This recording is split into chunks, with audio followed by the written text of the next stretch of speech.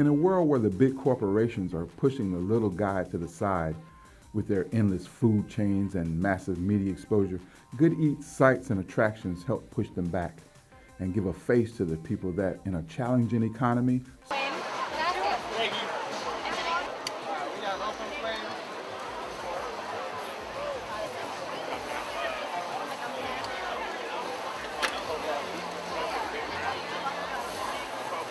still strive for excellence and go above and beyond to bring the very best food and entertainment with a South Florida twist.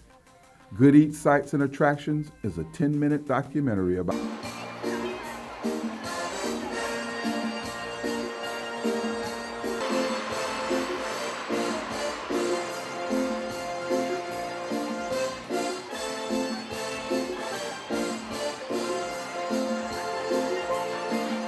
local cuisines in South Florida with something more to offer than just fantastic foods. An in-depth look into some of South Florida's hidden treasures that deserve to be brought to light. Hibbert's Frozen Custard was established in 1939 by Harold H. Hibbert in Lewiston, New York. Harold started with a relatively small stand and one machine that is currently still in use at the original store. Harold Hibbert got the idea for a custard stand from his neighbor at a vacation home in Florida. Steel sculpture artist Michael Joseph Hibbert saw the potential of his family product and knew it could have an equally dramatic effect on people in South Florida, the same as it did and still does on Lewiston natives. With this thought in mind, he used his creative abilities to form M. Hibbert Frozen Custard in Western Florida. Michael's purpose is to give the opportunity to people living in all areas to discover the same great taste that Lewiston residents did. I guess it starts off with doing your book work in the morning or at night. I get here usually around 11:30, 12 to get the shop running, but from 8 till that time, I'm kind of going out to restaurants, pitching the product, the wholesale end of it. So it's from 8 in the morning till 10, 11 at night, I'm in the shop talking to people, trying to pitch the product to restaurants. And I think that that's really the most important part in owning this shop, is to interact with your customers. I think that there's a really it's interesting when people start asking you questions about the company, the history of it. They really feel an attachment to it. There's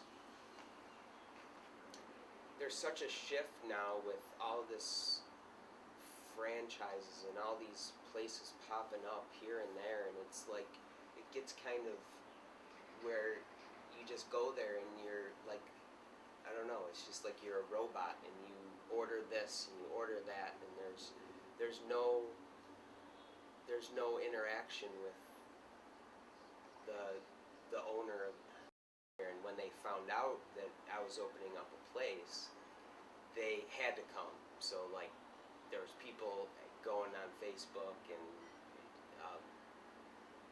saying, asking me when it was going to open, or what flavors you're going to have. So they came in, and like a lot of them, the first words that came out of their mouth was, "Oh my gosh, this reminds me of being at home at the original place out in the, when I was a little kid." And because there's not a miserable person that walks through that door. Everybody that goes for ice cream or custard or anything like that, they're happy.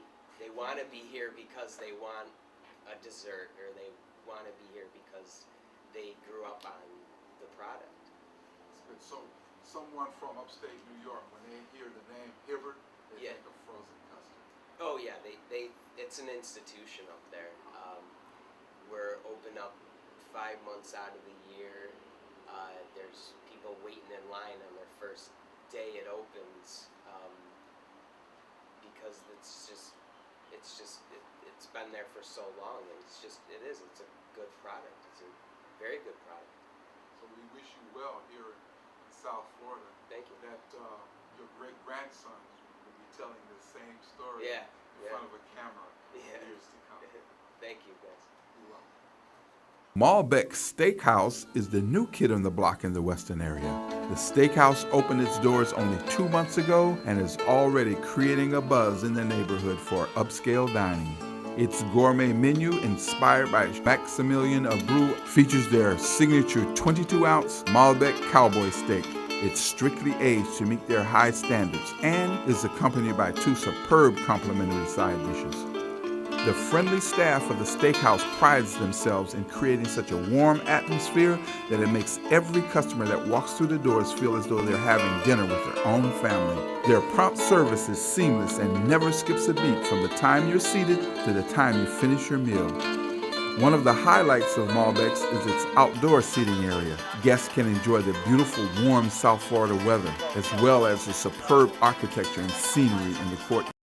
Another way to relax and enjoy the atmosphere is the bar located inside the main lobby. First-class bartender and manager Bruce Lee Figueroa serves up more than just drinks with his bartending staff. A veteran bartender for over 15 years shows his signature skills mixing drinks with excitement or whatever it takes to keep the customer coming back. A visit to Malbec's is not just a night out for dinner, it's an experience in and of itself. Being able to serve people, being able to read people, make them have a good time. If you don't have personality, you might just end up just being another person sitting out there, someone's not being taken care of. You gotta be able to pay attention. Like I say, once again, on the knowledge, if someone asks you a basic question, you gotta know what your product is, and not just with the liquor, with the food also. And all around just be able to somewhat entertain. Come to like the lounge nightclub scene for the fact it's more casual, it's more loose. And I love to hustle. I'd rather prefer myself doing guerrilla bartending than, and be actually, get everybody involved and make a show out of it than just one-on-one and kind of just dragging along in the day. So I love to meet people, and I just love the business all around. I love the stress of the business. I love the chaos, and there's just a lot to it. There's a lot of good people out there, and if you like to meet people, that's a perfect place to be. I don't consider myself working. I like to consider myself, I'm just a host, hanging out with friends and having a good time. What's your favorite drink to make? Jaeger. Definitely. It works with anybody who's in the business that loves to network or talk to people. I've been, people have called me out here local celebrity for whatnot. I've been out here in Weston about 10 years now. Worked at 2 different locations.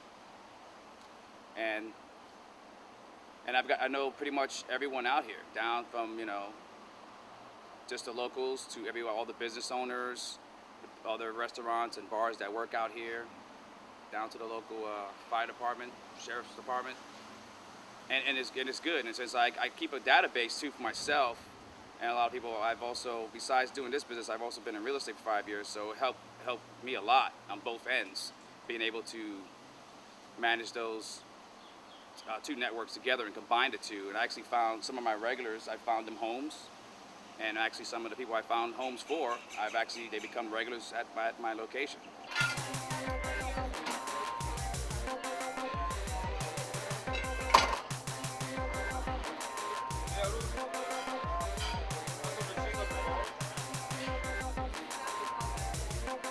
Tuesday's my admin day.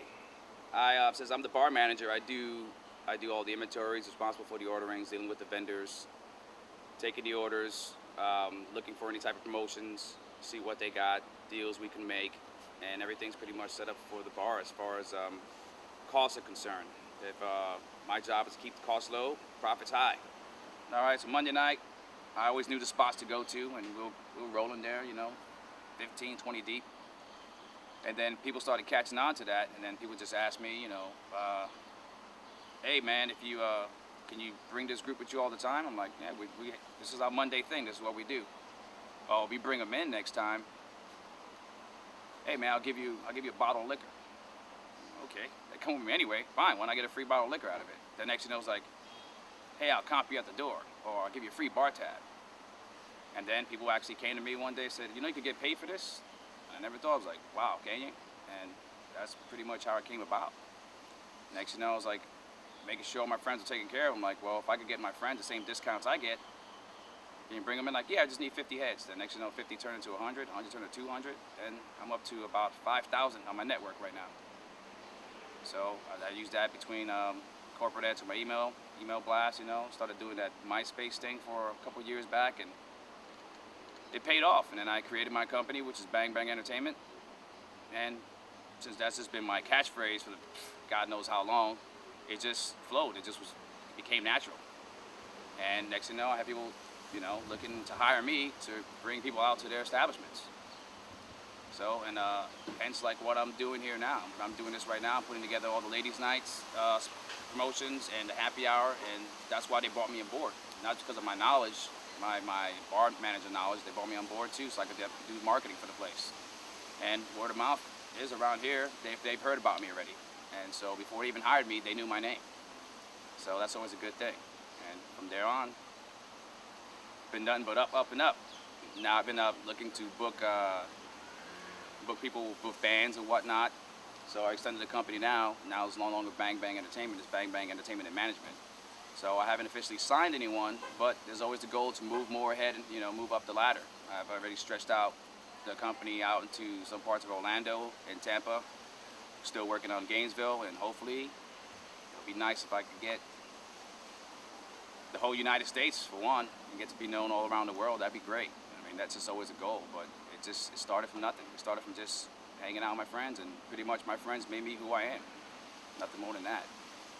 It's a good deal. Bang, bang.